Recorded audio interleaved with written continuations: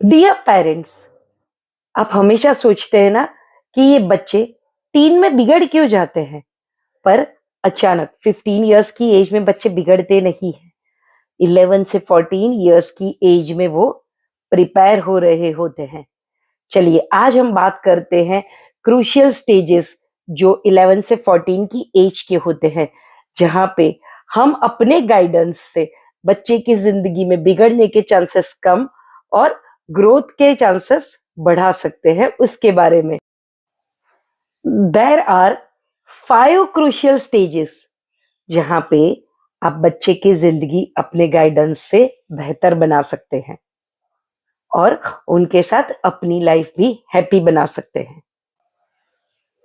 First and very important, 11 से 14 की as में हमें बच्चों को समझने की जरूरत है।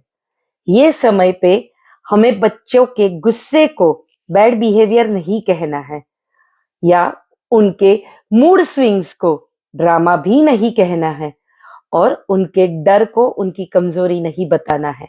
बल्कि अगर हम उनसे ये कहते हैं कि बेटा, हम समझ रहे हैं कि आप क्या फील कर रहे हो, अगर ये बात हम बच्चों को बताते हैं तो वो इससे सीखते हैं कि अपनी स्ट्रांग फीलिंग्स से भागने की जगह पे मैं अपने दिल की सारी बातें अपने पेरेंट्स से खुल के कर सकता हूँ।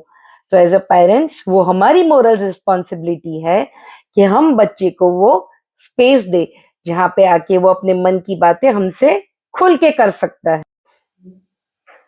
Second and the most important, ये एज में हमें बच्चे के साथ poverty, online risk, attraction and consent के बारे में अच्छे से शांति से बातचीत करनी है।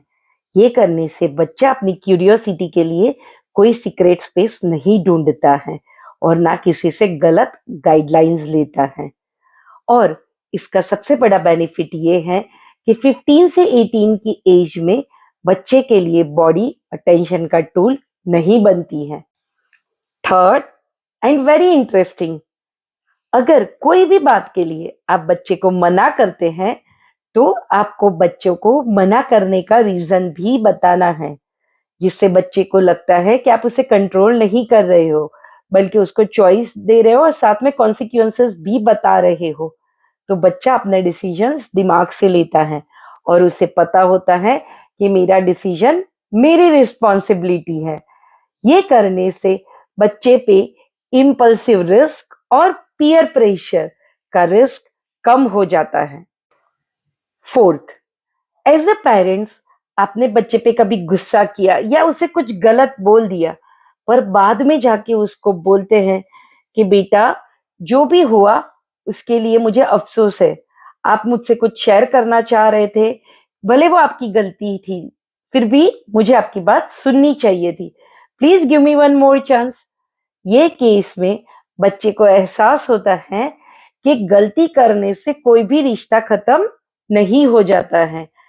इसलिए जब वो टीन एज में भी कोई भी गलती करता है तो वो आके अपने मन की बात और अपनी गलती आपके साथ खुल के शेयर करता है और अपनी लाइफ को डेंजरस सीक्रेट लाइफ बनाने से बचाता है। फिफ्थ, और ये जो मैं आपको बता रही हूँ वो टिप बहुत इंपॉर्टेंट है, बिकॉज हम लोग डिजिटल वर्ल्ड में हैं।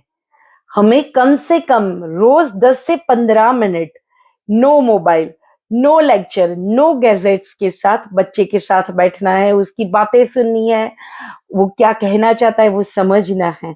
ये करने से बच्चा अपने आप को घर और फैमिली के साथ कनेक्टेड महसूस करता है और ये कनेक्शन की वजह से उसको बाहर के किसी के भी रिस्की वैलिडेशन की जरूरत कम पड़ती है।